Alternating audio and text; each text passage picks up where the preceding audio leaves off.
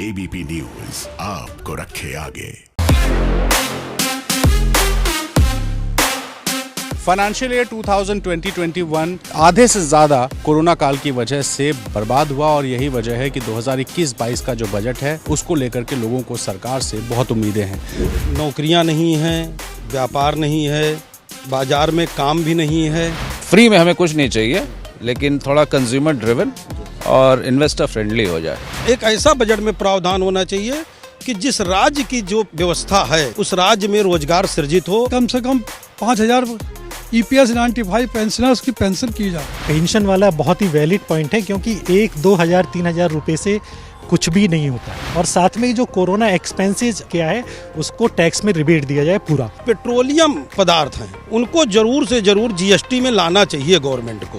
Budget जो है थोड़ा कंज्यूमर ड्रिवन होना चाहिए। टैक्स का 2.5 लाख से है 7.5 लाख तक इसको नील कर देना चाहिए। अगर 80C में 5 लाख हो या 4 लाख हो तो हम लोग ज़्यादा से ज़्यादा इन्वेस्ट करें। जितना मतलब मिडिल क्लास आदमी सेव करेगा उतना ही मार्केट में इन्वेस्ट करेगा।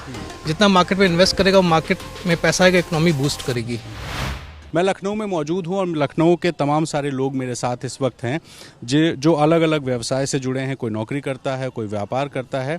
इन सारे लोगों से जानेंगे कि आखिर इन सब लोगों की सरकार से और बजट से क्या उम्मीद है। सर, आपका क्या नाम है और इस बार के बजट से आप क्या उम्मीद कर रहे हैं? सरकार को किस तरह का बजट लाना चाहिए? सर, मेरा नाम अमित कुमार सिंघानिया है। मैं एक व्यवसायी हूँ। चूँकि ये एक बहुत ही विषम परिस्थितियों में सरकार द्वारा दिए जाने वाला बजट है। इस कोविड काल में व्यवसाय बहुत बुरी तरह से प्रभावित हुआ है। देश की अर्थव्यवस्था भी प्रभावित हुई है। नौकरियां नहीं हैं, व्यापार नहीं है, बाजार में काम भी नहीं है।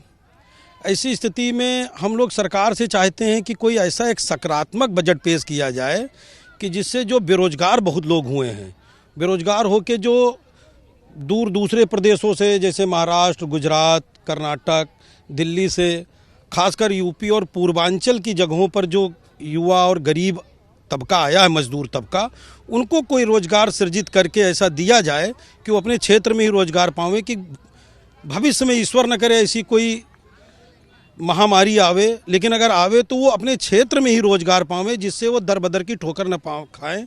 एक ऐसा बजट में प्रावधान होना चाहिए कि जिस राज्य की जो पर व्यवस्था है या अवस्था है उस हिसाब से उस राज्य में रोजगार सृजित हो और उद्योग सृजित हो।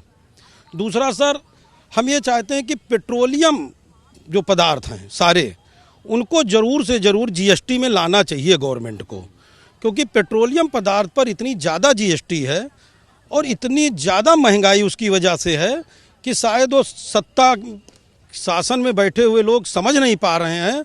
जो एक मध्यम वर्ग का तबका है या मध्यम वर्ग से नीचे का भी तबका है, रोजगार वो नौकरी करने वाला, जो प्राइवेट नौकरी जिसको कहते हैं, नौकरी में भी 8,000-6,000 रुपए की नौकरी जो एक किसी बिजनेसमैन के यहाँ करता है, वो बेचारा अगर 100 रुपए का रोज पेट्रोल भराएगा तो क्या खाएगा और क्या अपने परिवार को खिलाएगा। तो सरकार को इस पर बहुत विशेष रूप से ध्यान देना चाहिए कि यार 90 रुपए के लगभग पेट्रोल पहुँच गया है, 75 रुपये डीजल पहुंच गया। डीजल से हमारे देश की सारी अर्थव्यवस्था चलती है, चाहे वो सिंचाई हो, चाहे भाड़ा हो, चाहे सब्जी हो, चाहे रोज़मर्रा की ज़रूरत के सामान हो, सब डीजल पर ही हैं। सरकार इस पर कुछ नहीं ध्यान दे रही। यही मोदी जी कहते थे 2014 के पहले कि हम देखते हैं कि डॉलर पहले ऊपर जाता है कि पेट्रोल का दाम पहले ऊपर जाता है। आज डॉलर नीचे रह गया, पेट्रोल बहुत ऊपर पहुंच गया। यानी नौकरी और पेट्रोल के जो रेट हैं वो कंट्रोल हो जाए। सर, आपका क्या नाम है और आप क्या उम्मीद कर रहे हैं इस बार फाइनेंस मिनिस्टर से? मैं राकेश चंद्र शर्मा। मैं इस गवर्नमेंट से इस बजट पर यही अपेक्षा करता हूं कि सीनियर सिटीजन के लिए कोई विशेष करें। ये कोविड काल में और उससे पहले भी अब इंटरेस्ट रेट कम कर दिया सीनियर सिटीजन के अकाउंट्स पर, उसको बढ़ाएं, क्योंकि बुजुर्गों के लिए बहुत ज़्यादा समस्या हो रही है। क्योंकि परिवार में भी उनकी इज्जत नहीं होती है, समाज में भी नहीं हो रही है, सरकार भी नहीं करेगी तो कौन उनकी देखभाल करेगा। किस डिपार्टमेंट से रिटायर हो? मैं शुगर इंडस्ट्री से रिटायरमेंट हूँ और एक विशेष निवेदन करना चाहता हूँ इस गवर्नमेंट से। इस बजट में जो विगत कई वर्षों से गवर्नमेंट आश्वासन दे रही है EPS 95 पेंशनर्स को, जिनकी पेंशन सिर्फ मात्र 1,000 के करीब, किसी की 2,000, 1,500, 1,200 इस तरह पेंशन मिल रही है। हर साल सरकार आश्वासन देती है कि कि हम इसका बजट में प्रोविज़न करेंगे और कम से कम 5,000 हम पेंशन कर देंगे, लेकिन हर साल उसको कहकर अपना मुकर जाते हैं और नहीं करते हैं। तो इस बजट में इसको प्रोविज़न करके कम से कम 5,000 EPS 95 पेंशनर्स की पेंशन की जाए। सर, इन्होंने कहा कि पेंशन भी बढ़नी चाहिए और साथ ही अकाउंट में जो इंटरेस्ट रेट है वो बढ़ना चाहिए पेंशनर्स का। आपका क्या नाम है, क्या करते हैं और आपकी क्या उम्मीद है? मेरा नाम रत्नेश शर्मा है, मैं बिजनेसमैन हूँ। और जो आपने कहा है पेंशन वाला बहुत ही वैलिड पॉइंट है, क्योंकि 1-2,000-3,000 रुपये से कुछ भी नहीं होता है। सरकार को न्यूनतम पेंशन कम से कम 10,000 कर देना चाहिए। ये बहुत ही ज़रूरी है हमारे सीनियर सिटीजन्स के लिए। इस बार बजट में आप क्या उम्मीद करते हैं? मैं उम्मीद कर रहा हूँ कोरोना वॉरियर्स ने जो हमारे देश के लिए हमारे लिए काम किया है, कोरोना वॉरियर्स को टैक्स में स्पेशल एग्जम्पशन दिया जाए और साथ में जो कोरोना एक्सपेंसेस पीड़ितों ने किया है, जो भी कोरोना एक्सपेंसेस किया है उसको टैक्स में रिबेट दिया जाए पूरा। एक्सपेंसेस कैसे आप निकाल पाएंगे? मैं और मेरी फैमिली कोरोना से पीड़ित हुई, हमारा 50,000 रुपये खर्च हुआ। हमारा तो कम हुआ, लेकिन कुछ किन्हीं लोगों का 10 लाख 20 लाख भी खर्च हुआ। तो उसको टैक्स में पूरा एग्जम्प्ट किया जाना चाहिए, क्योंकि ये एक आपदा है, एक इतनी बड़ी आपदा है कि इसका एग्जेम्पशन होना बहुत ज़रूरी है।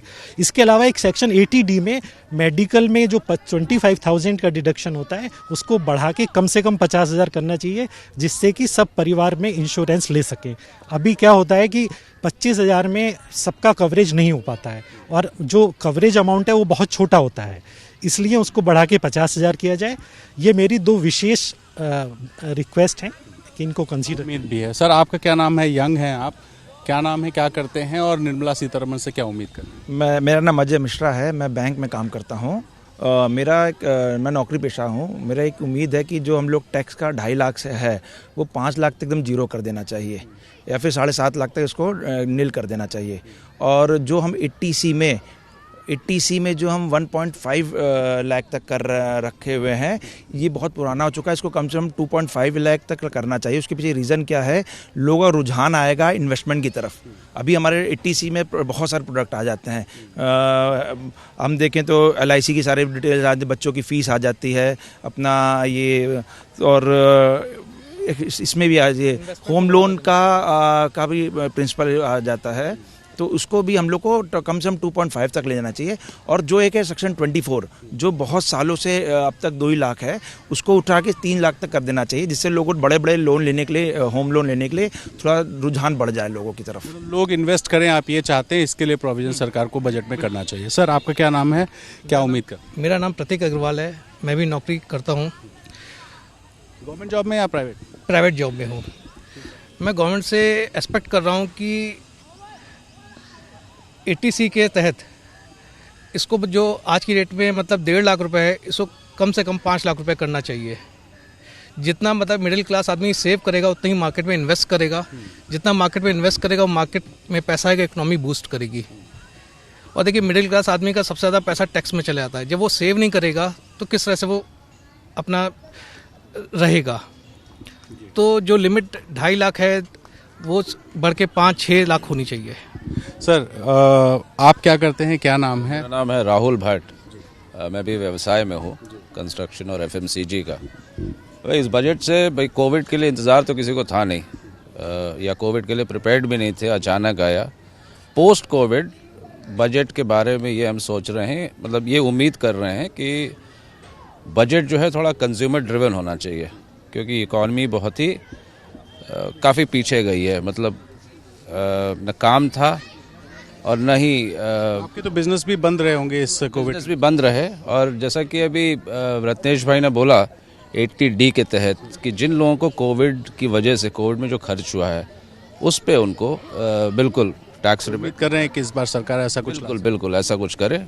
फ्री में हमें कुछ नहीं चाहिए, लेकिन थोड़ा कंज्यूमर ड्रिवन और इन्वेस्टर फ्रेंडली हो जाए। चलिए सर, आखिर में आपसे पूछ रहा हूँ, आपका क्या नाम है, आपकी क्या उम्र? नीरज शर्मा, मैं भी बैंकर हूँ। तो मैं भी यही चाहता हूँ जो अभी सब बोले हैं कि जो कोरोना वॉरियर्स हैं उनको जो एग्जाम्पशन होना चाहिए, उनका जो उनका खर्चा हुआ है, मेडिकल एक्सपेंसेस जो हुए हैं। और नौकरी पेशा वाला आदमी हो तो मैं भी यही चाहता हूँ कि जो है टैक्स जो है अगर 80C में 5 लाख हो या 4 लाख हो तो हम लोग ज़्यादा से ज़्यादा इन्वेस्ट करें। हम लोग इतना टैक्स दे देते हैं कि पैसा बचता ही नहीं है। तो देखिए, जो जिस धंधे में है उससे जुड़ी बात कर रहा है, लेकिन एक ख़ास बात निकल के ये आई कि कोरोना वॉरियर्स को रिबेट मिलना चाहिए, एग्जम्पशन मिलना चाहिए, और साथ ही इस बार लोगों की कमाई बहुत कम हुई है, परेशानियां ज़्यादा बढ़ी हैं, ऐसे में टैक्स स्लैब में बढ़ोतरी और साथ ही इन्वेस्टमेंट ज़्यादा से ज़्यादा हो, इसके लिए सरकार को कुछ प्रोविजन इस बजट में करना चाहिए। कैमरा पर्सन प्रेम सिंह के साथ रणवीर, ABP न्यूज़, लखनऊ।